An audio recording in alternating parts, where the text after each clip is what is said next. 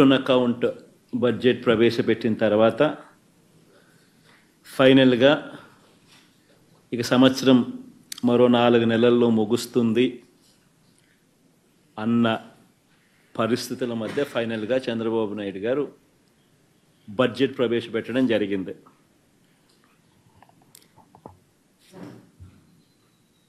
Budget ఇంతకుముందు సుదీర్ఘంగా last వీక్లో బడ్జెట్కు సంబంధించి చంద్రబాబు నాయుడు గారు ఎందుకు తాను బడ్జెట్ ప్రవేశపెట్టలేదు, 8 నెలల పాటు ఎప్పుడూ జరగని విధంగా, ఏ రాష్ట్రంలో చూడని విధంగా, రాష్ట్రంలో గతంలో ఎప్పుడూ జరగని విధంగా ఎందుకు చంద్రబాబు నాయుడు బడ్జెట్ పెట్టలేకపోయాడు అన్నది కూడా సుదీర్ఘంగా చెప్పడం జరిగింది. బడ్జెట్ అంటూ ప్రవేశపెడితే అసలు లెక్కలు చెప్పాల్సి వస్తుంది. అసలు లెక్కలు ఎప్పుడైతే బడ్జెట్ రూపకంలో బయటికి వస్తాయో అప్పుడు చంద్రబాబు నాయుడు సూపర్ 6, సూపర్ 7, తాను చేసిన మోసాలు, తాను చెప్పిన అబద్ధాలు అన్నీ కూడా బయటికి రాక తప్పదు. బయటికి రాని తప్పని పరిస్థితులు ఉత్పన్నమవుతాయి. కాబట్టి బడ్జెట్ తాను ఏ రకంగా పెట్టకుండా పోస్ట్పోన్ చేస్తూ చిట్ట చివరకు తాను బడ్జెట్ ప్రవేశపెట్టడం, ఆ బడ్జెట్ ద్వారా తాను ఇంతవరకు చెప్తా వచ్చిన అబద్ధాలన్నీ కూడా అబద్ధాలుగా ప్రూవ్ అయిపోయి ఉన్న పరిస్థితులను కూడా లాస్ట్ ప్రెస్ కాన్ఫరెన్స్లో, లాస్ట్ ప్రెస్ మీట్లో సుదీర్ఘంగా కూడా ఎక్స్ప్లెయిన్ చేయడం జరిగింది. అంత సుదీర్ఘంగా కూడా చెప్పినా కూడా చంద్రబాబు నాయుడు గారిలో మార్పు ఉంటుందా? అస్సలు ఉండదు. నేను అబద్ధాలు ఇలాగే చెప్తాను, ఎందుకంటే నేను సూపర్ 6, సూపర్ 7 ఎగరగొట్టాలని డిసైడ్ చేసుకున్నాను, కాబట్టి నాకు జస్టిఫికేషన్ కావాలి అన్న ఒకే ఒక దృక్పథంతోనే చంద్రబాబు గారి అబద్ధాలన్నీ కూడా కొనసాగుతూ వస్తున్నాయి బడ్జెట్ ప్రవేశపెట్టినప్పటికీ కూడా. అందుకే మరొకసారి ఆయన మాట్లాడిన మాటల మేరకు, ఆయనకు సంబంధించిన ఆయన మంత్రివర్గ సభ్యులు, సహచరులు మాట్లాడిన మాటల్లో వాటిని కూడా అడ్రస్ చేస్తూ కొనసాగింపుగా ఇదే బడ్జెట్ ప్రసంగం మీద నా 2వ ప్రెస్ మీట్ కూడా జరగబోతా ఉంది. రాష్ట్రానికి సంబంధించిన అప్పు ఎంత, రాష్ట్రానికి సంబంధించిన అప్పు ఎంత, రాష్ట్రంలో అప్పులు ఏ మేరకు ఉన్నాయి అన్నది ఒక బడ్జెట్ అంటూ ప్రవేశపెడితే ఖచ్చితంగా ఆ బడ్జెట్ డాక్యుమెంట్స్లో రాష్ట్రానికి సంబంధించిన అప్పులు చూపించక తప్పదు. ఇది బడ్జెట్లో ఖచ్చితంగా జరగాల్సిందే బడ్జెట్ అంటూ ప్రవేశపెడితే. కాబట్టి ఒక్కసారి రీకాల్ చేస్తూ మళ్ళా ఒకసారి అసలు చంద్రబాబు నాయుడు తానంతటి తానే ప్రవేశపెట్టిన ఈ బడ్జెట్లో తాను చెప్పిన లెక్కల ప్రకారమే అప్పుల విషయంగా మళ్ళా ఒకసారి క్విక్గా రీక్యాప్ చేసే దానికోసం ఉజ్జాయింపుగా ఫిగర్లు చూపిస్తా. ఇది బడ్జెట్లో ఆయన ప్రవేశపెట్టిన budget documents page number 14, page number 16. ఈ 2 పేజీలు ఒకసారి చూసినట్టయితే ఆయన ప్రవేశపెట్టిన ఈ బడ్జెట్ డాక్యుమెంట్లోనే రాష్ట్రానికి సంబంధించిన అప్పులు 2018-19 సంవత్సరం, అంటే తన చివరి సంవత్సరం నాటికి తాను చూపించిన బడ్జెట్ డాక్యుమెంట్ ప్రకారమే అప్పులు 2,57,700 కోట్లు తాను దిగిపోయే సమయానికి అప్పులు ఉన్నాయి అని తానంతటి తానే చూపించాడు. అంటే పబ్లిక్ డెట్ అవుట్ స్టాండింగ్. అదే మాదిరిగా పేజ్ నెంబర్ 16లో అదే 2018-19కి సంబంధించి గవర్నమెంట్ గ్యారంటీ ఇచ్చిన అప్పులు కూడా లెక్కేసుకుంటే ఎంత అంటే తానంతటి తానే 55,000 కోట్లు అని చెప్పి తానే తేల్చాడు. 2 కలిపితే రాష్ట్ర ప్రభుత్వానికి చంద్రబాబు నాయుడు దిగిపోయే టయానికి ఉన్న అప్పులు 3,13,000 కోట్ల రూపాయలుగా 3,13,000 కోట్లు అంటూ చంద్రబాబు నాయుడు గారు తాను స్వయంగా ప్రవేశపెట్టిన బడ్జెట్ డాక్యుమెంట్స్లో తానే తేల్చి చెప్పాడు. పేజ్ నెంబర్ 14, పేజ్ నెంబర్ 16 తాను ప్రవేశపెట్టిన బడ్జెట్ డాక్యుమెంట్లలో ఇదే అప్పును 2024-25 అంటే మా వైఎస్ఆర్సీపీ ప్రభుత్వం దిగిపోయే నాటికి రాష్ట్రంలో ఎంత అప్పులు ఉన్నాయి అని చెప్పి తానే తెంచుతూ, తానే తేలుస్తూ, తానే ప్రవేశపెట్టిన అదే బడ్జెట్ డాక్యుమెంట్లో అదే పేజ్ నెంబర్ 14, అదే పేజ్ నెంబర్ 16లో తాను చెప్పుకొచ్చాడు.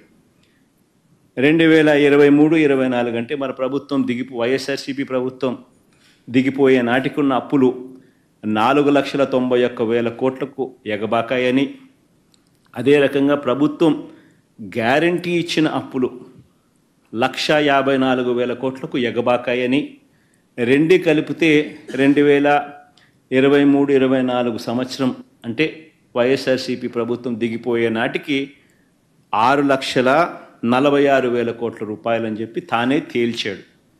అంటే 3,13,000 కోట్లు తాను దిగిపోయే నాటికి ఉన్న అప్పులు వైఎస్ఆర్సీపీ ప్రభుత్వం దిగిపోయే నాటికల్లా 6,46,000 కోట్ల రూపాయలను తానే తేల్చి చెప్పాడు. తాను ప్రవేశపెట్టిన బడ్జెట్ డాక్యుమెంట్లే సాక్ష్య ఆధారాలతో సహా ఇక్కడ ప్రవేశపెడతా ఉన్నాం. ఈ రిపోర్టుకు తోడు కాగ్ అంటే రాష్ట్ర ప్రభుత్వాన్ని ఆడిట్ చేసే కాన్స్టిట్యూషనల్ బాడీ కాగ్ చెప్పిన నివేదిక కూడా ఒకసారి చూసినట్లయితే కాగ్ నివేదిక కూడా ఇదే రాష్ట్ర ప్రభుత్వం ఇదే బడ్జెట్ సమావేశాల్లో కాగ్ నివేదికను కూడా ప్రొడ్యూస్ చేశారు. అసెంబ్లీలో వాళ్ళు అది కూడా చూపించడం జరిగింది, ప్రొడ్యూస్ చేయడం జరిగింది.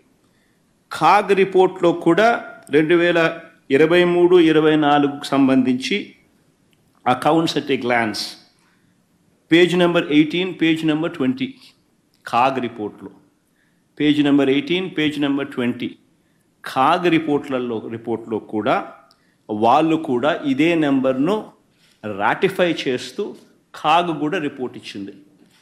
ఇదే కాగ్ రిపోర్ట్ కూడా కాంప్ట్రోలర్ అండ్ ఆడిట్ జనరల్ అంటే రాష్ట్ర ప్రభుత్వాలను ఆడిట్ చేసే కాన్స్టిట్యూషనల్ బాడీ వీళ్ళు కూడా ఇచ్చిన రిపోర్టును రాష్ట్ర ప్రభుత్వం అసెంబ్లీ సమావేశాల్లో ఇదే చంద్రబాబు ప్రభుత్వం కూడా ప్రొడ్యూస్ చేసింది. బడ్జెట్తో పాటు వాళ్ళు ఇచ్చిన డాక్యుమెంట్స్లో కూడా page number 18, page number 20 CAG report 2023-24లో ఇదే ధృవీకరిస్తూ తేల్చి చెప్పారు. మళ్ళీ నేను ఇదే క్వశ్చన్ మళ్ళీ క్వశ్చన్ అది కూడా ఆ రిపోర్ట్ కూడా మేము ముందర ఉంచడం జరిగింది. కాగ్ రిపోర్టు కూడా కింద పైన 2 budget documents page number 14 and 16, కింద ఉన్నవి 2 CAG reports page number 18 and page number 20 ఈ 2 కూడా చూపించడం జరుగుతూ ఉంది. మరి ఇంతకుముందు నేను అడిగినట్టుగానే మరొకసారి ఇదే చంద్రబాబు నాయుడు గారిని ఇవే విషయాలను మరొకసారి మళ్ళీ అడుగుతా ఉన్నా. అయ్యా అబద్ధాలు చెప్పడం ధర్మమేనా అని. ఎక్కడ 11 లక్షల కోట్లని ఒకసారి, 12.5 లక్షల కోట్లని మరోసారి, చివరకు 14 లక్షల కోట్లు అని చెప్పి దాన్ని ఎన్నికల నాటికల్లా 14 లక్షల కోట్లు అని చెప్పి దాన్ని తీసుకొని వెళ్ళి ఇలా తప్పుడు ప్రచారాలు చేయడం ధర్మమేనా అని చెప్పి ఇదే పెద్ద మనిషిని చంద్రబాబు నాయుడు గారిని గట్టిగా నిలదీస్తూ అడుగుతున్నాం.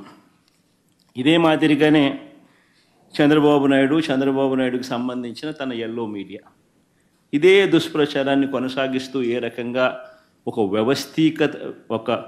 ఒక ఆర్గనైజ్డ్ క్రైమ్ ఎలా చేస్తారు అనేది ఇంతకుముందు కూడా చూపించిన, అంటే వ్యవస్థీకృత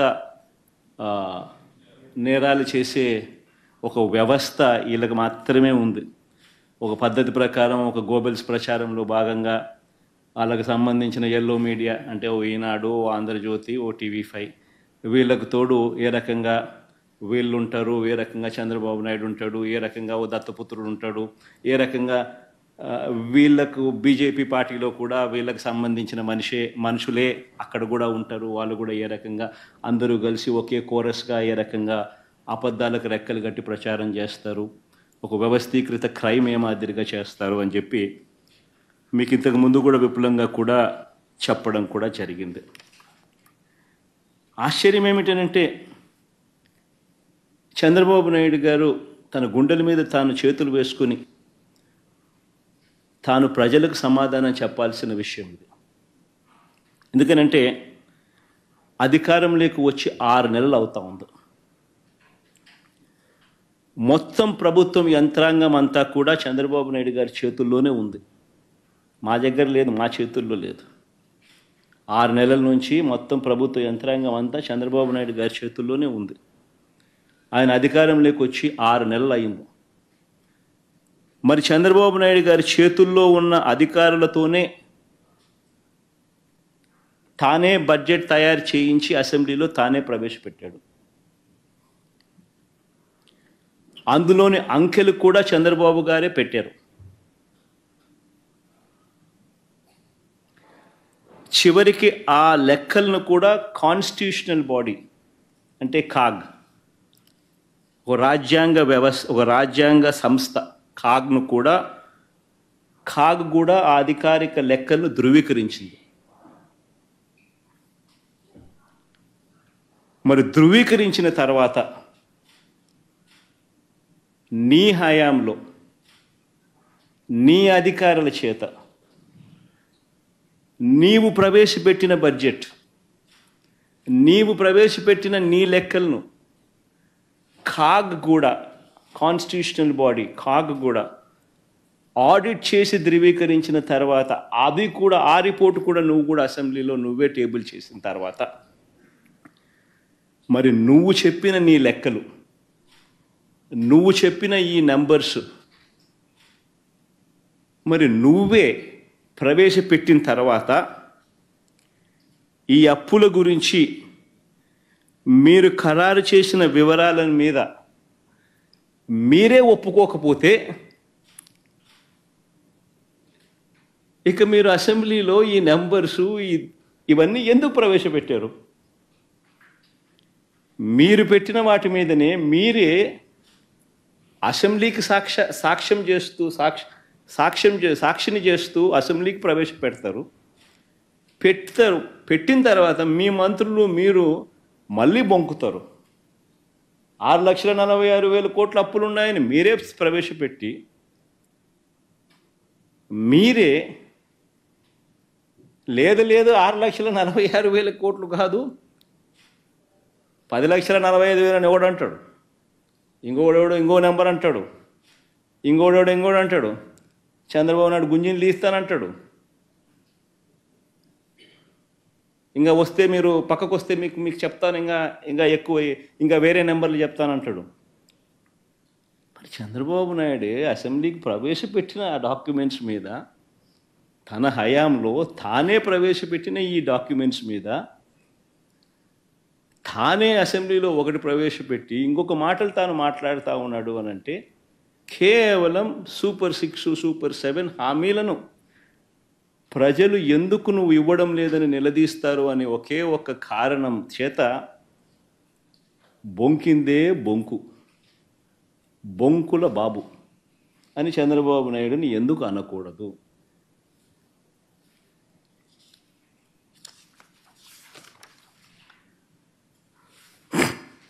చంద్రబాబు నాయుడు ఇంకా ఒక అడుగు ముందుకేస్తూ చెప్పిన అబద్ధాలే మళ్ళీ చెప్పుకుంటూ వస్తూ ఉంటాడు.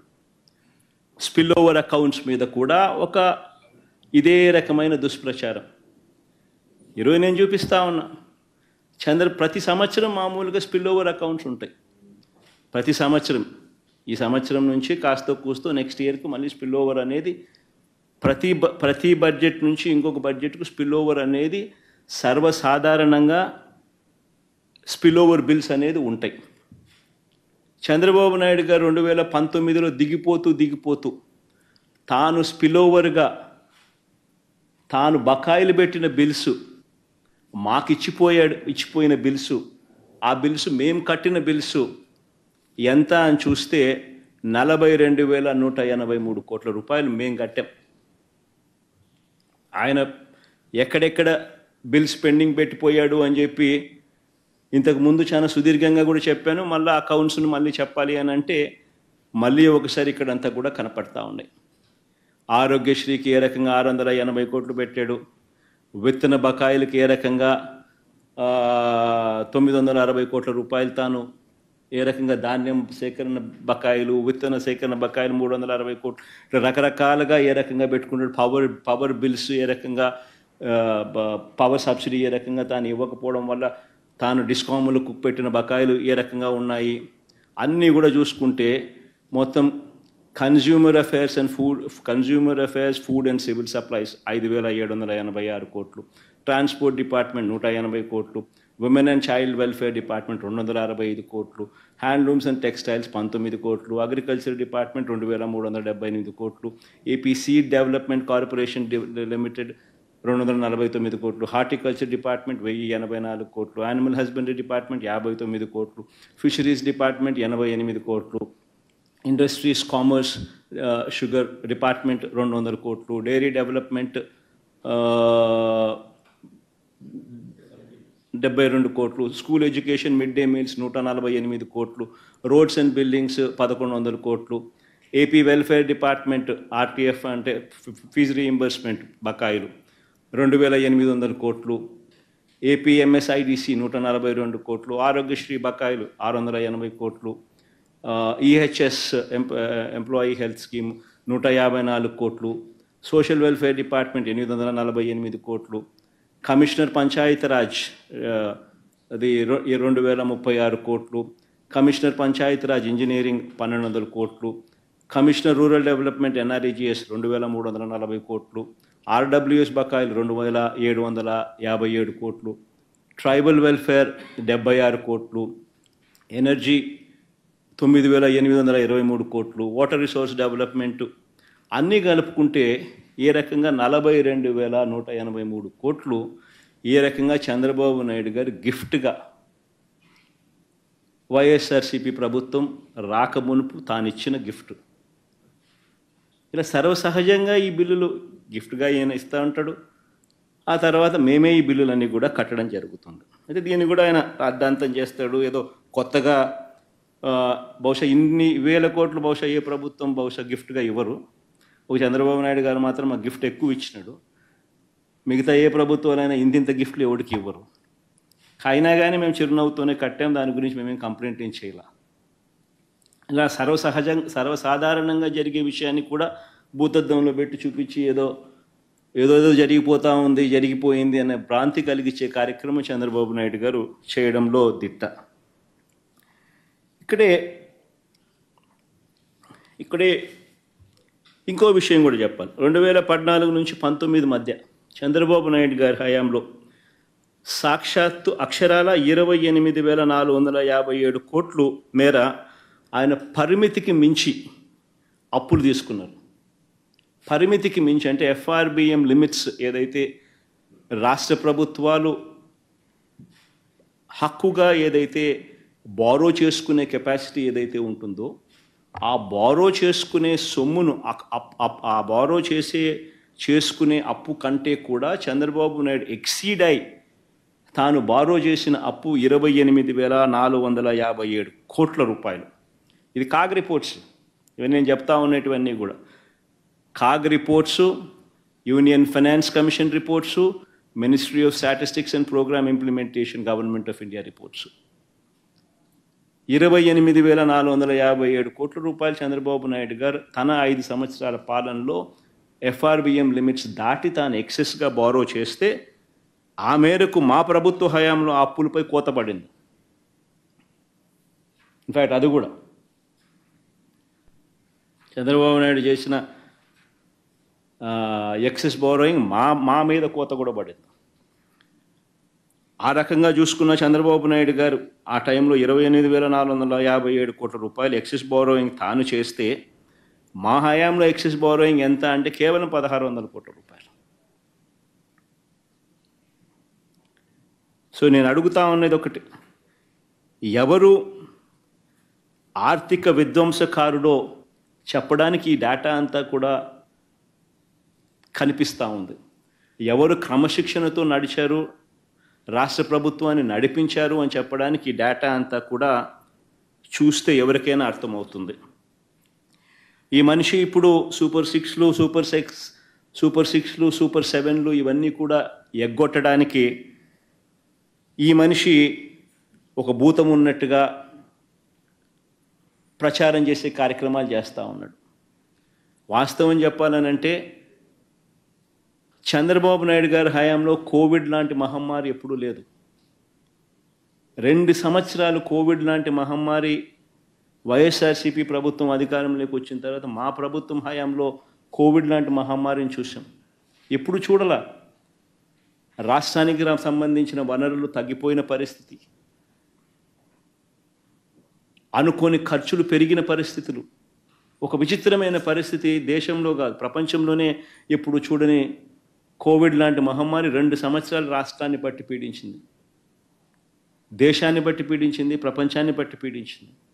అయినప్పటికీ కూడా చంద్రబాబు నాయుడు గారి హయాంలో వర్సెస్ వైఎస్ఆర్సీపీ హయాంలో అప్పులు ఎవరు ఎక్కువ చేశారు, ఎవరి హయాంలో అప్పులు ఎక్కువ అయ్యాయి అని చెప్పి చూస్తే చంద్రబాబు నాయుడు గారి హయాంలో చంద్రబాబు నాయుడు గారు అధికారంలోకి వచ్చే నాటికి 1,32,000 కోట్ల అప్పు ఉంటే ఆయన దిగిపోయే నాటికి 3,13,000 కోట్ల రూపాయల అప్పులు తెగాయనంటే కంపౌండెడ్ యాన్యువల్ గ్రోత్ రేటు ఆయన హయాంలో 19.54%. కంపౌండెడ్ యాన్యువల్ గ్రోత్ రేట్ అంటే వార్షిక అప్పుల వృద్ధి రేటు. అదే మా హయాంలోకి వచ్చేసరికి మా 5 సంవత్సరాల్లో 3,13,000 కోట్ల రూపాయల నుంచి 6,46,000 కోట్లకు మా హయాంలో అప్పులు పెరిగాయి అని అంటే కంపౌండెడ్ యాన్యువల్ గ్రోత్ రేట్ 15.61%.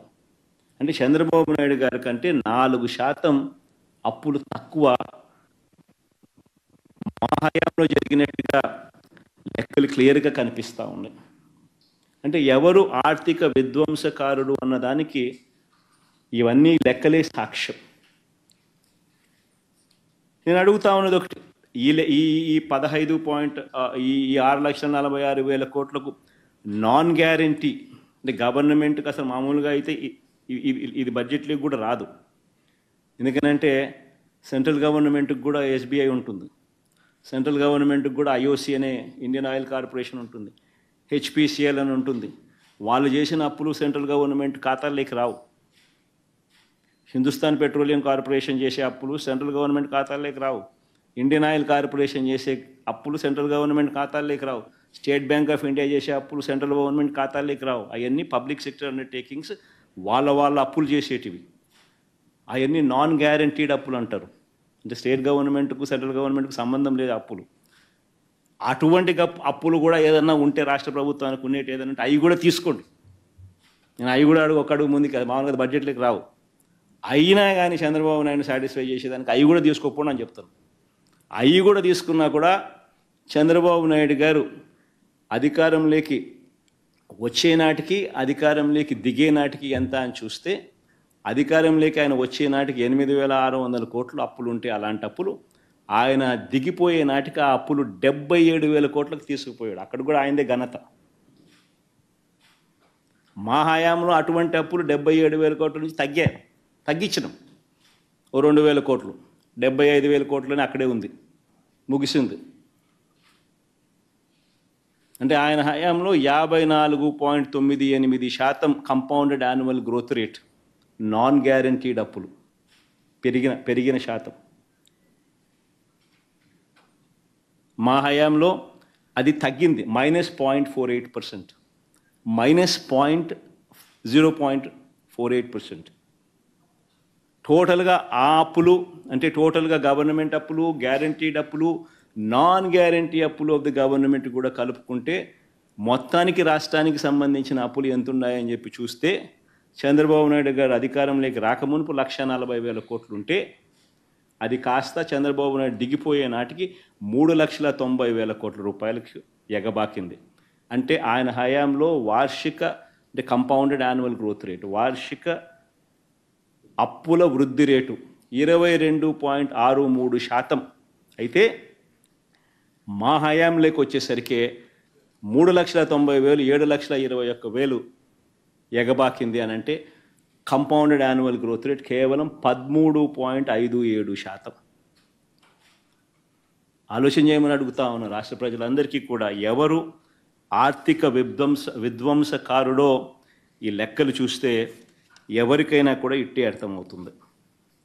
ఇక ఈ అప్పుల టాపిక్ నుంచి కాస్త ఒక అడుగు ముందుకు వేసి చంద్రబాబు నాయుడు గారి అసెంబ్లీ సమావేశాల్లో ఆయన వివిధ అంశాల మీద ఆయన మాట్లాడుతూ రకరకాల అబద్ధాలను ముందుకు తీసుకెళ్తూ ప్రొపగేట్ చేస్తూ అడుగులు ముందుకు వేశాడు. సరే, వాటికి కూడా రిఫ్యూట్ చేస్తూ వాటికి కూడా సమాధానం చెప్తూ నేను ఇంకా పలు ప్రశ్నలకు సమాధానాలు చెప్తూ అడుగులు ముందుకు వేస్తా. ఇక బడ్జెట్ సమావేశాల్లో తాను మాట్లాడుతూ చంద్రబాబు నాయుడు గారు మాట్లాడుతూ 2019-2024 అంటే 2019 నుంచి 24 అంటే వైఎస్ఆర్సీపీ హయాంలో రాష్ట్ర వృద్ధి రేటు ఆయన హయాంలో 13.5%, ఆయన హయాంలో 13.5% రాష్ట్ర వృద్ధి రేటు ఉంటే వైఎస్ఆర్సీపీ హయాంలో అది 10.6% పడిపోయింది అని చెప్పుకొచ్చాడు. అయ్యా చంద్రబాబు, నీ హయాంలో కోవిడ్ లేడయ్యా, కోవిడ్ లేదు. వైఎస్ఆర్సీపీకి సంబంధించిన ఈ 5 సంవత్సరాల కాలంలో రాష్ట్రమే కాదయ్యా, దేశమే కాదయ్యా, ప్రపంచమే 2 సంవత్సరాలు కోవిడ్తో అతలాకుతలమైన పరిస్థితుల మధ్య ఆ 5 సంవత్సరాలు మా పరిపాలన సాగింది. ఒక్కసారి దేశం పరిస్థితి ఆ 5 సంవత్సరాలు ఎలా ఉందో కూడా ఒకసారి చూద్దాము. ఇక్కడ చూపిస్తా ఉన్నా. దేశంలో మిగతా రాష్ట్రాలకు సంబంధించి ఉజ్జాయింపుగా దాదాపుగా ఒక 25 రాష్ట్రాలకు సంబంధించిన లెక్కలు చూపించారు. ఉజ్జాయింపుగా దేశానికి సంబంధించిన గ్రోత్ రేటు కూడా చూపించడం జరిగింది. ఒకసారి దేశానికి సంబంధించిన గ్రోత్ రేటు కూడా ఒకసారి చూస్తే దేశం మొత్తం ఏ రాష్ట్రం తీసుకున్నా కూడా కోవిడ్ వల్ల దాని ముందు 5 సంవత్సరాలతో కంపేర్ చేస్తే 2019 నుంచి 24 మధ్య అంటే ఈ 5 సంవత్సరాలతో కంపేర్ చేస్తే ఏ రాష్ట్రమైనా కూడా ఇంతకు ముందు 5 సంవత్సరాల కన్నా గ్రోత్ రేట్ తక్కువే. దేశం చూస్తే కూడా 2014 నుంచి 19 ఆ 5 సంవత్సరాలలో దేశంలో కూడా చూస్తే ఎంత అని చెప్పి చూస్తే దేశంలో కూడా 10.97 అంటే దాదాపు 11% దేశంలో కూడా అభివృద్ధి రేటు, దేశంలో కూడా జీడిపి గ్రోత్ రేట్ ఉంటే 2019 నుంచి 23 అంటే ఈ 5 సంవత్సరాలకు సంబంధించి దేశంలో కూడా 9.28% తగ్గిపోయిన పరిస్థితులే కనిపిస్తాయి. కానీ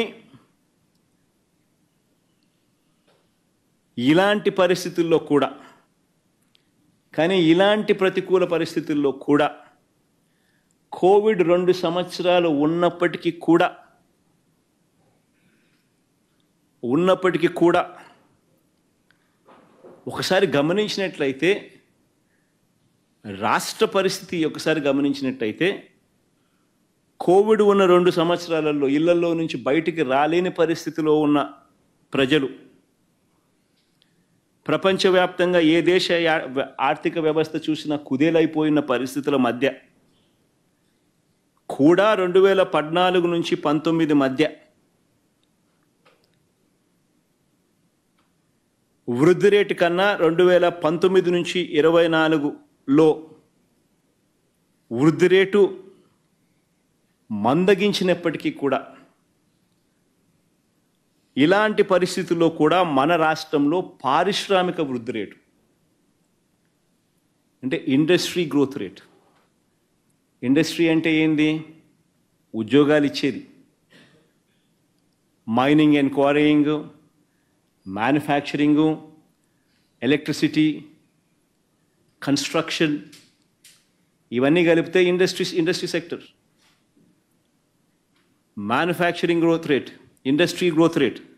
ఒకసారి ఇండస్ట్రీ గ్రోత్ రేట్ అనేది ఎలా ఉంది అని చెప్పి ఒకసారి పారిశ్రామిక వృద్ధి రేట్ ఎలా ఉంది అని ఒకసారి చూస్తే 2014 నుంచి 19 అంటే చంద్రబాబు నాయుడు గారి హయాంలో 2014 నుంచి 19 సగటున 11.92% ఉంటే వైఎస్ఆర్సీపీ హయాంలో 2019 నుంచి 24లో 2 సంవత్సరాలు కోవిడ్ ఉన్నప్పటికీ కూడా చంద్రబాబు నాయుడు గారి కన్నా బెటర్గా 12.61% నమోదైంది. ఇది కూడా నేను చెప్పే లెక్కలు కాదు. ఆయనంతట ఆయనే బడ్జెట్తో పాటు సోషో ఎకనామిక్ సర్వేను ఆయన ప్రవేశపెట్టిన డేటా ఆధారంగా పేజ్ నెంబర్ 333లో ఆయన ఇచ్చిన డేటా ఆధారంగా ఈ విషయాలు నేను చెప్తా ఉన్నా. చంద్రబాబు నాయుడే ఆయనంతట ఆయనే ప్రవేశపెట్టిన సోషో ఎకనామిక్ సర్వే రిపోర్ట్స్ ఆధారంగా చూస్తే ఈ లెక్కలు బయటకు వస్తూ ఉన్నాయి. ఆయన మ్యానుఫ్యాక్చరింగ్ సెక్టర్లో పారిశ్రామిక రంగంలో జరిగిన వృద్ధి రేటును ఒకసారి గమనిస్తే ఆలోచన చేయమని అడుగుతా ఉన్నాను. ఒక్కసారి అందరూ కూడా పారిశ్రామిక రంగం గురించి చంద్రబాబు నాయుడు గారు రకరకాల అబద్ధాలన్నీ కూడా ప్రొపగేట్ చేస్తూ ఉన్న నేపథ్యంలో ఈ ఫిగర్స్ చాలా ఇంపార్టెంట్.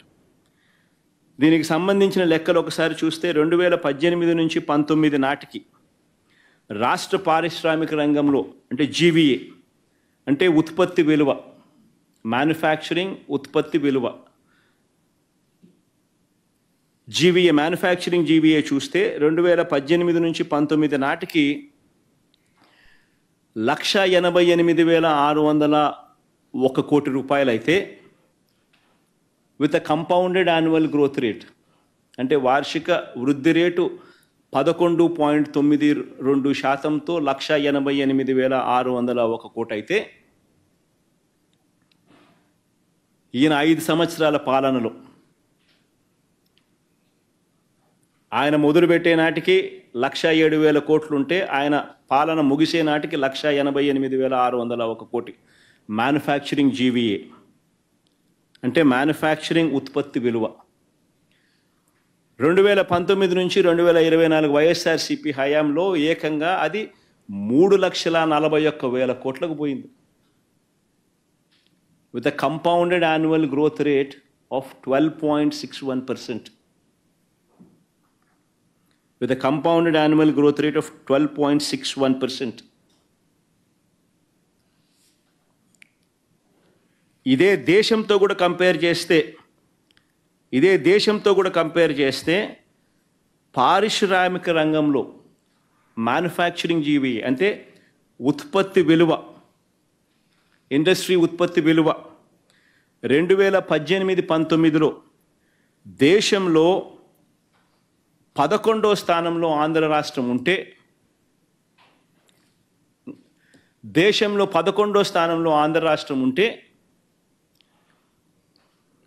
ఇది పర్ క్యాపిటల్ ఇది దేశంలో 11వ స్థానంలో ఆంధ్ర రాష్ట్రం ఉంటే ఇదే ఇండస్ట్రీ జీవీఏ 2019 నుంచి 2024 మన హయాంలో ఏకంగా 8వ స్థానంలోకి వచ్చినాం.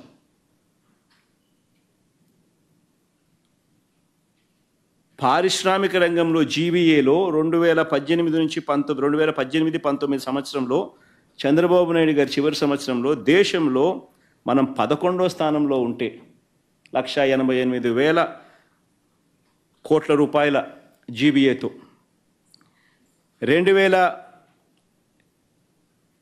మన ప్రభుత్వ హయాంలో 2022-23 హయాంకి వచ్చేసరికి ఏకంగా 3,14,000 కోట్ల రూపాయలతో ఏకంగా 8వ స్థానంలోకి మనం వచ్చాం. 3,41,000 కోట్లతో ఏకంగా 8వ స్థానంలోకి వచ్చినాం.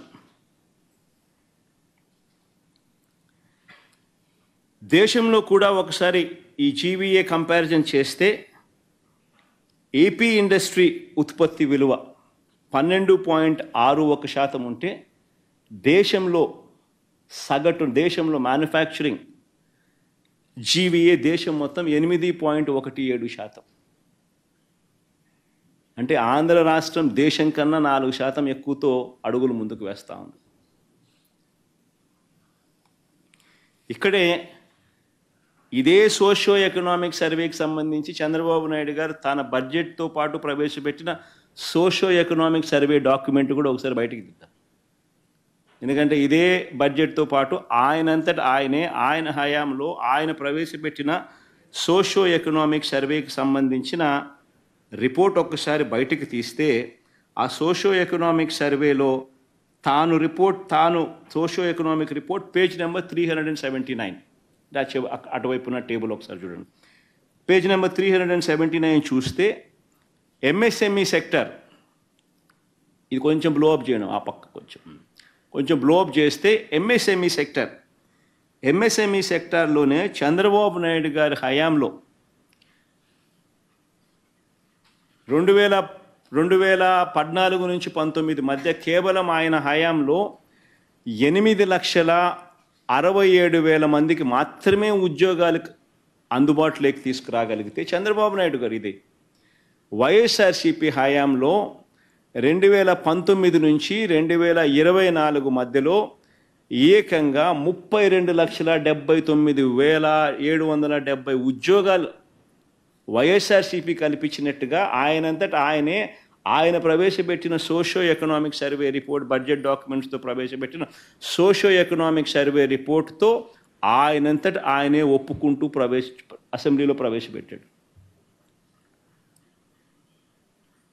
చంద్రబాబు నాయుడే ఆయన 5 సంవత్సరాలకు సంబంధించిన ఆయన డేటా, వైఎస్ఆర్సీపీ ప్రభుత్వ హయాంలోకి సంబంధించిన 2019 నుంచి 2024 సంబంధించిన data, socio economic survey page number 379లో ఆయనే సోషియో ఎకనామిక్ సర్వే ద్వారా చూపించిన డేటా, ఆయన 5 సంవత్సరాలలో ఎంఎస్ఎంఈల ద్వారా క్రియేట్ అయిన ఉద్యోగాలు ఎన్ని అని చూస్తే 8,67,000 ఉద్యోగాలు మాత్రమే ఆయన క్రియేట్ చేయగలిగితే వైఎస్ఆర్సీపీ ప్రభుత్వ హయాంలో 32,79,770 ఉద్యోగాలు క్రియేట్ అయినాయని చెప్పి ఒప్పుకుంటూ ఆయనే చూపించిన డేటా.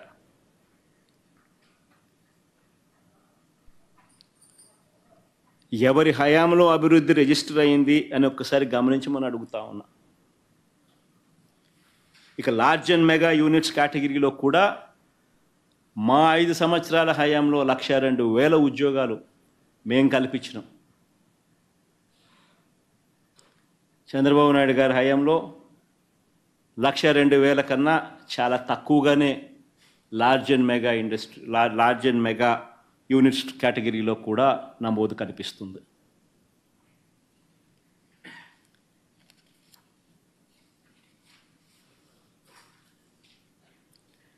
చంద్రబాబు గారి అబద్ధాలను నిజంగా ఏ స్థాయిలో తాను అబద్ధాలు ఆడుతూ ఉంటాడు అని చెప్పి చెప్పడానికి ఇంకొక ఉదాహరణ కూడా చెప్పాల్సి వస్తుంది. తలసరి ఆదాయం గురించి చంద్రబాబు నాయుడు గారు చెప్తాడు. చంద్రబాబు నాయుడు గారి హయాంలో చంద్రబాబు నాయుడు గారి అసెంబ్లీలో అబద్ధాలు ఇంకా వల్ల వేస్తూ తలసరి ఆదాయం గురించి ఆయన ఇష్టం వచ్చిన నెంబర్లు చెబుతూ తలసరి ఆదాయం 9% నుంచి 2%కు తగ్గిందని చంద్రబాబు నాయుడు గారు తప్పుడు లెక్కలతో మరో అబద్ధాన్ని కూడా ప్రచారం చేశారు. అయ్యా చంద్రబాబు గారు, తెలుసుకోవాల్సిన విషయం, వైఎస్ఆర్సీపీ హయాంలో మేము మొదలుపెట్టే టయానికి, అంటే నీ ప్రభుత్వం ఎండ్ అయ్యే టయానికి ఆంధ్ర రాష్ట్ర తలసరి ఆదాయం, ఆంధ్ర రాష్ట్ర ప్రజల తలసరి ఆదాయం 1,54,000 రూపాయలుంటే పర్ క్యాపిటా ఇన్కమ్, మా హయాంలో ఎండ్ అయ్యేసరికి అంటే 2024 మార్చికి 2,42,479. ఇది 2023 దాకానే ఉంది. లేటెస్ట్ రిపోర్ట్ కూడా యాడ్ చేస్తే 2024 కూడా రిపోర్ట్ తీసుకుంటే అంటే అన్ని రాష్ట్రాలతో కంపేర్ చేసి చేయడానికి కోసం అని చెప్పి ఈ టేబుల్ 23 దాకానే చూపించారు. బట్ 2024 కూడా లెక్కలేకి తీసుకుంటే 1,54,000 చంద్రబాబు నాయుడు గారి హయాంలో ఉంటే అది ఇప్పుడు 2,42,479 రూపాయలు తలసరి ఆదాయం. ఇది కూడా ఎప్పుడు 2 సంవత్సరాలు కోవిడ్ ఉన్నా కూడా, 2 సంవత్సరాలు ప్రతికూల పరిస్థితులు ఉన్నా కూడా. ఎందుకు ఈ విషయాలు చెప్తా ఉన్నానంటే 2 సంవత్సరాల ప్రతికూల పరిస్థితులు ఉన్నా కూడా తలసరి ఆదాయం విషయంలో ఆంధ్ర రాష్ట్రం చంద్రబాబు నాయుడు గారి హయాంలో 2014 నుంచి 19 మధ్య దేశంలో 18వ స్థానం ఉంటే 2023 నాటికే ఆంధ్ర రాష్ట్రం 3 స్థానాలు పైకి 15వ స్థానానికి పోయింది దేశంలో. బహుశా ఇప్పుడు 2,42,000 కాబట్టి ఇంకా 15వ స్థానం నుంచి ఇంకా కాస్త ఇంప్రూవ్మెంటు, ఇంకా ఏ 13వ స్థానమో 14వ స్థానమో ఈ సంవత్సరం లెక్కలు కూడా బయటకు వస్తే, మిగతా రాష్ట్రాలకు సంబంధించిన లెక్కలు కూడా బయటకు వస్తే ఇంకా ఇంప్రూవ్మెంటే కనిపిస్తుంది కానీ ఇంకా తగ్గుదల కనపడదు.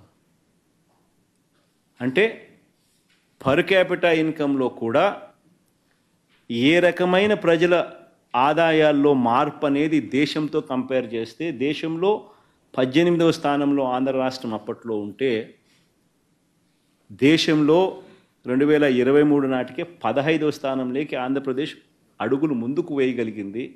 ఇంకా మన ప్రజలు ఇంకా మెరుగైన ఆదాయాలు పొందగలిగారు. 2019 నుంచి 24 మధ్యలో ఏ రంగం తీసుకున్నా కూడా దేశం మొత్తం కోవిడ్ ప్రతికూల పరిస్థితులు ఉన్న రాష్ట్రంలో అలాంటి కోవిడ్ ప్రతికూల పరిస్థితులు కనిపిస్తూ ఉన్నా కూడా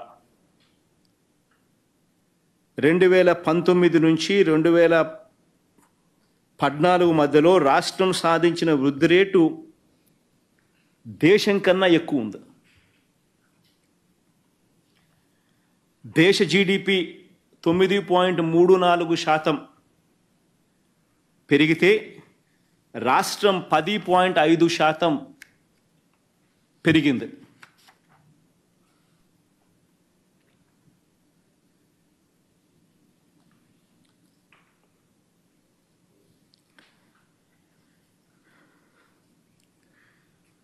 చంద్రబాబు నాయుడు గారు నిజంగా ఏ రకంగా దాన్ని వక్రీకరిస్తారు, ట్విస్ట్ చేస్తారు అనే దానికి నిదర్శనం.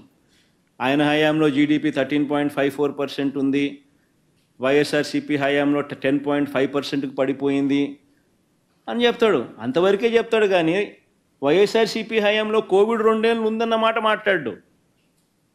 మ్యానుఫ్యాక్చరింగ్ ఆర్ ఇండస్ట్రీ జీవీఏ ఏ రకంగా పెరిగింది అన్న సంగతి చెప్పడు. వైఎస్ఆర్సీపీ హయాం చంద్రబాబు నాయుడు హయాంలో ఎలా బెటర్గా ఉంది అనే మాట చెప్పడు. వైఎస్ఆర్సీపీ హయాంలో చంద్రబాబు నాయుడు గారి కన్నా ఉద్యోగాలు ఏ రకంగా ఇంకా ఎక్కువ వచ్చాయి అనే మాట చెప్పడు. ఏకంగా వైఎస్ఆర్సీపీ హయాంలో ఏకంగా ఉద్యోగాలు ఇంతకుముందు ఆయన ఇచ్చిన సోషియో ఎకనామిక్ సర్వే రిపోర్ట్స్ మీకు అందరికీ చూపించారు. దాదాపుగా 33 లక్షల ఉద్యోగాలు ఒక్క ఎంఎస్ఎంఈ సెక్టార్లోనే 32 లక్షల ఉద్యోగాలు. దానికి ఇంకా లార్జ్ అండ్ మెగా కూడా యాడ్ చేస్తే మరో 1,02,000 ఇంకా పైన. ఏ రకంగా పెరిగాయి అన్న మాటలు చెప్పడు. చంద్రబాబు నాయుడు గారి హయాంలో ఏ రకంగా కేవలం ఆయన సోషియో ఎకనామిక్ సర్వే రిపోర్ట్ ప్రకారమే కేవలం 8,94,000 ఉద్యోగాలు మాత్రమే తాను ఇవ్వగలిగాడు అని మాత్రం చెప్పడు. ఎక్కడ 8,94,000 ఉద్యోగాలు, ఎక్కడ 32 లక్షల చిల్లర ఉద్యోగాలు, అట్లడి చెప్పడు. ఏదైనా వక్రీకరణే.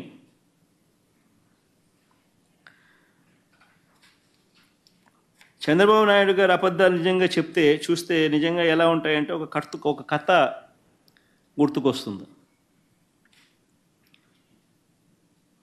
ఒక ఊరిలో అమాయకుడు, అమాయకుడు భుజాన ఒక మేకపిల్లని వేసుకొని దాన్ని ఏదో అమ్ముకోవాలని పాపం బజారుకి బయలుదేరుతాడు. ఇంట్లో నుంచి గడప దాటుతానే ఓడొస్తాడు. ఒకడొచ్చి నీ కుక్క బలే బాగుంది అని అంటాడు. అమాయకుడు అనుకుంటాడు, ఏందిరా అబ్బాయి ఇది, నేనేమో మేకపిల్ల వేసుకొని పోతా ఉన్నాను, మెడలో నా భుజాన, ఈయనేమో కుక్క పిల్ల బాగుందని అంటాడు ఏంది అని చెప్పి, లేదయ్యా ఇది మేకపిల్ల, ఇది కుక్క పిల్ల కాదు అని చెప్పి చెప్తాడు. ఆ నుంచి ఇంకో 4 అడుగులు ముందుకేస్తాడు. ఆ వీధి చివరికి వచ్చేసరికి, ఆ వీధి టర్నింగ్ దిగేసరికి ఇంకొకడు ఎదురవుతాడు.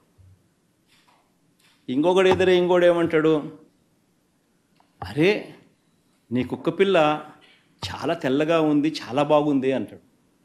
ఎక్కడి నుంచి తెచ్చుకున్నావు అని అంటాడు.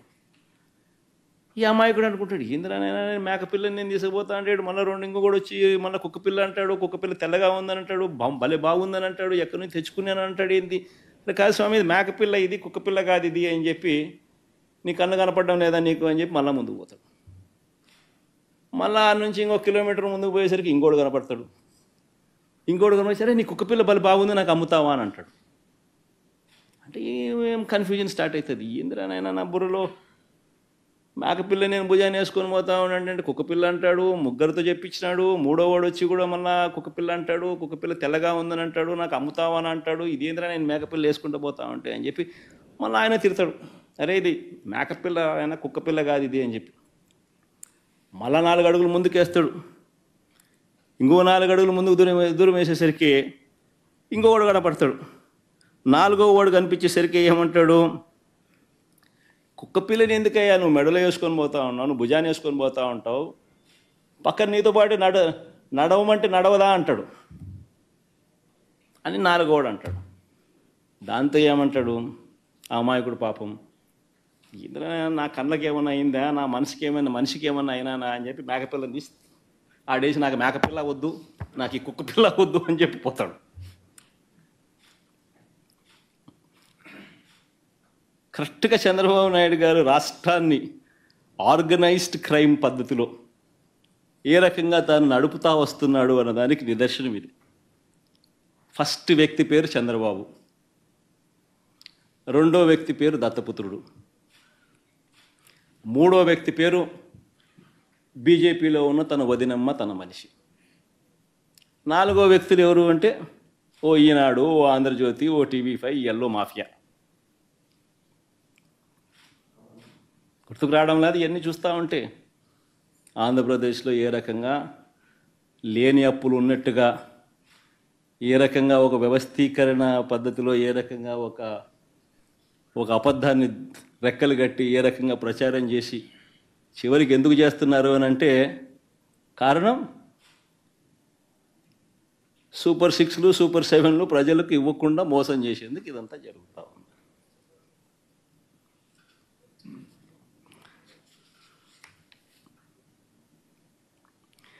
నిజంగా రాష్ట్ర ప్రజలు ఆ అమాయకులైతే,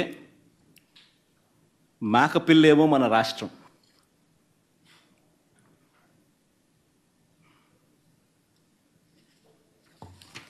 దాన్ని ఏ రకంగా గజదొంగలు ఆ పడేసిన మేకను తీసుకొని పోయి బిర్యానీ చేసుకొని ఏ రకంగా తిన్నారో, దోచేసుకొని పంచేసుకొని తిన్నారో, ఆ 4 ఇంతకుముందు నేను చెప్పిన ఈ 4 రాష్ట్ర ప్రజలను, రాష్ట్రాన్ని ఈ రకంగా మోసం చేసి ఏ రకంగా బిర్యానీ కొట్టేసుకొని ఏ రకంగా తినే కార్యక్రమాలు, దోచుకోవడము, తినే కార్యక్రమాలు జరుగుతూ ఉన్నాయి. నిజంగా ఇలా మోసాలు నిజంగా ఏ స్థాయిలో ఉన్నాయనంటే, అధికారంలోకి రావడానికి ఏ రకంగా ఆర్గనైజ్డ్ క్రైమ్ ఉపయోగించి ఏ రకంగా వీళ్ళు ఆర్గనైజ్డ్ క్రైమ్ ద్వారా అధికారంలోకి సూపర్ 6లు అంటూ, సూపర్ 7లు అంటూ ఏ రకంగా హామీలు ఇచ్చి ఒక మేనిఫెస్టో అంటూ ఒక మాయా పుస్తకాన్ని క్రియేట్ చేసి దాన్ని ప్రతి ఇంటికి ఎలా తీసుకొని పోయి ప్రతి ఇంటికి దాన్ని ఏ రకంగా పబ్లిసైజ్ చేసి ప్రతి ఇంట్లో ఉన్న ప్రతి ఒక్కరిని మనోభావాలతో ఎలా ఆడుకొని ముందుకు పోయారో, నిన్న జరిగిన అసెంబ్లీ సమావేశాల్లో ఈ సూపర్ 6లు సూపర్ 7లలో అతి చిన్న వ్యవహారం ఈ గ్యాస్ సిలిండర్లు. మామూలుగా అయితే గ్యాస్ సిలిండర్లు బస్సులు అనేటివి చాలా చిన్నవి. ఇందులో సూపర్ 6 సూపర్ 7లో పెద్దవి ఇంకా చాలా ఉన్నాయి. పెద్దవి ఏంటివి? వీళ్ళు ఇళ్ళకు పోయినప్పుడు ఇంట్లో చిన్న చిన్న పిల్లోళ్ళు ఇలా ఇలా ఇలా కనపడితే ఎంతమంది కనపడినా సరే ఏమనేవాళ్ళు? నీకు 15,000, నీకు 15,000, నీకు 15,000, నీకు 15,000 సంతోషం అనేవాళ్ళు. ఇంకా అంతా ఆ ఇంట్లో వాళ్ళ అమ్మ బయటకు వచ్చిందంటే వాళ్ళ అమ్మ కానీ వాళ్ళ చిన్నమ్మ కానీ ఎవరైనా కనిపిస్తే వాళ్ళని ఏమనేవాళ్ళు? నీకు 18,000, నీకు 18,000, నీకు 18,000 సంతోషం అనేవాళ్ళు. అందరితో ఆగిపోదు. ఆ ఇంట్లో ఆ అమ్మల అత్త కనపడిందంటే, లేకపోతే ఆ అమ్మల అమ్మ కనపడిందనంటే మళ్ళీ ఏమనేవాళ్ళు? నీకు 48,000, నీకు 48,000, నీకు 48,000 సంతోషం అనేవాళ్ళు. వయసులో పెద్దోళ్ళు కనపడితే 50 ఏళ్ళు దాటే వయసులో కనపడిన వాళ్ళు నీకు 48,000, నీకు 48,000, నీకు 45,000 అనేవాళ్ళు. ఇంట్లో నుంచి 20 ఏళ్ళ పిల్లోడు కనపడితే నీకు 36,000, నీకు 36,000, నీకు 36,000 సంతోషం అనేవాళ్ళు. ఇంట్లో నుంచి రైతు కనపడితే నీకు 20,000, నీకు 20,000, నీకు 20,000 సంతోషం అనేవాళ్ళు. ఎన్ని సూపర్ 6లలో మనం భాగాలు మనం చూసినాం. ఇవన్నీ పెద్ద పెద్దవి. సరే, పెద్ద పెద్దవన్నీ కాస్త ఎలాగూ వీళ్ళు మోసాల్లో భాగంగా ఎలాగూ చేయరు అని అనుకుంటే చిన్న చిన్న వాటిల్లో కూడా మోసాలే. చిన్న వాటిల్లో కూడా ఏంది? గ్యాస్ సిలిండర్లు, ఉచిత బస్సులు, ఇలాంటి చిల్లరయి చిన్నవి వీటిలో కూడా మోసాలే. వీటికి సంబంధించి కూడా మన గ్యాస్కి సంబంధించి అసెంబ్లీలో వీళ్ళు మాట్లాడిన మాటలు, ఫైనాన్స్ మినిస్టర్ ఒకటి మాట్లాడతాడు, సివిల్ సప్లైస్ మంత్రి ఒకటి మాట్లాడతాడు. నిజంగా ఆంధ్ర రాష్ట్రంలో యాక్టివ్ సిలిండర్లు ఎంత ఉన్నాయనంటే, ఇది ఎల్పిజి కనెక్షన్స్ ఆంధ్ర రాష్ట్రంలో దేశంలో మొత్తాన్ని చూస్తే ఎంత ఉన్నాయని చూస్తే వాళ్ళు పెట్టిన రిపోర్ట్ల ప్రకారంగానే ఆంధ్ర రాష్ట్రంలో యాక్టివ్ సిలిండర్లు 1,55,00,000. ఇది నేను ఇచ్చిన డేటా కాదు. Source PSU OFCs, IOCL, BPCL, HPCL వీళ్ళ డేటా ప్రకారమే ఆంధ్ర రాష్ట్రంలో యాక్టివ్ గ్యాస్ సిలిండర్లు 1,55,00,000 ఉన్నాయి. కర్ణాటకలో 1,84,00,000 ఉన్నాయి, కేరళలో 96,00,000 ఉన్నాయి, తమిళనాడులో 2,33,000 ఉన్నాయి, తెలంగాణలో 1,24,00,000 ఉన్నాయి. మొత్తానికేమో మన ఆంధ్ర రాష్ట్రానికి వచ్చేసరికి 1,55,00,000. మరి 1,55,00,000 ఇంటూ 895 రూపాయలు ఇంటూ 3 గ్యాస్ సిలిండర్లు ఇస్తామన్నారు. ఎంత? 1,55,00,000 ఇంటూ 895 ఇంటూ 3 ఎంత బా? 4,200 కోట్ల, 4,200 కోట్లు. ఇది ఎవరికైనా అర్థమయ్యే లెక్కలే కదా. మన బడ్జెట్లో ఎంత పెట్టినారు? 895 కోట్లు పెట్టారు. అంటే ఒక సిలిండర్ కూడా ఇవ్వరు అందరికీ. 4,200, 3 సిలిండర్లు అంటే ఒక్కో సిలిండర్ 1,300, అంతే కదా? 1,350 కోట్ల, దగ్గర 1,400.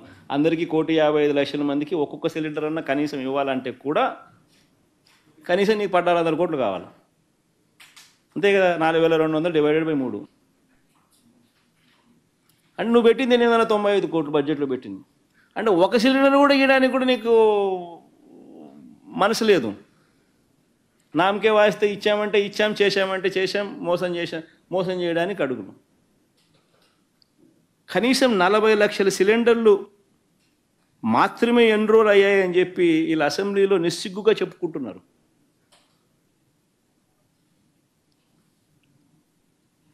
అంటే ఇటువంటి చిన్న విషయాలలో కూడా ఫైనాన్స్ మినిస్టర్ ఏమో మేము 3 సిలిండర్లు ఇస్తామంటాడు, సివిల్ సప్లైస్ మంత్రి ఏమో ఈ సంవత్సరానికి 1 ఇస్తామంటాడు. అంటే ఒక మంత్రి చెప్పేదానికే ఇంకొక మంత్రి చెప్పేదానికి కూడా వీళ్ళిద్దరి మధ్య పొంతన లేదు. అసెంబ్లీ సాక్షిగా ఫైనాన్స్ మినిస్టర్ 3 అంటాడు, సివిల్ సప్లైస్ మినిస్టర్ 1 అంటాడు. పోనీ 1 అందరికి ఇస్తున్నారంటే అదిలే. 1,55,00,000 ఇంటూ ఒక సిలిండర్ ఇంటూ 895 వీళ్ళ లెక్కల ప్రకారం వేసుకున్నా కూడా 1,400 చిల్లర కోట్లు. అంటే ఎంత దారుణంగా వీళ్ళ అబద్ధాలు మోసాలు చేస్తూ ఉన్నారా అని నిదర్శనం. ఇక మెగా డిఎస్సి అన్నారు ఇంతకుముందు. ఇక మెగా డిఎస్సి ఇందులో మెగా ఎలాగో లేదు. ఇక మెగా డిఎస్సి అన్నారు, ఇక మెగా ఎలాగూ లేదు. ఉన్న డిఎస్సి పరిస్థితి ఏందని చూస్తే మేము 6,100 ఉద్యోగాలకు మేము నోటిఫికేషన్ ఇచ్చినాం. ఆ 6,100 నోటిఫికేషన్కు తోడు వీళ్ళు అడిషనల్గా ఇంకొక మరికొన్ని పోస్టులు కలిపినారు. కలిపి 16,347 పోస్టులు ఇదిగో ఇస్తున్నామన్నారు. చివరికి చూస్తే ఆ 16,347కు సంబంధించిన నోటిఫికేషన్ కూడా పోస్ట్పోన్. ఇప్పటికి 6 నెలలు అయిపోయింది.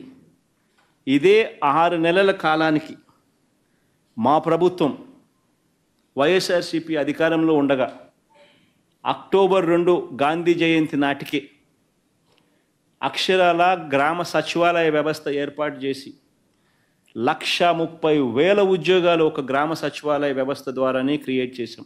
6 నెలలు తిరక్క మునిపే గాంధీ జయంతి అక్టోబర్ 2 నాటికే 58,000 ఉద్యోగాలు ఆర్టీసీలో రెగ్యులరైజ్ చేసినాం, విలీనం చేసి.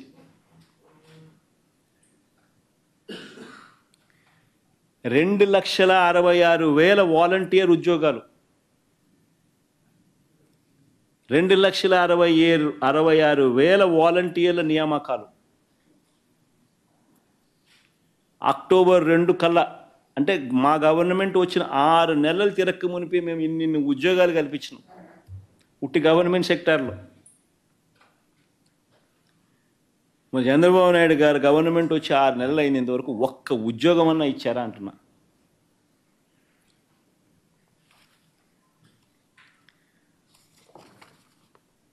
ఆలోచన చేయమని అడుగుతా ఉన్నా.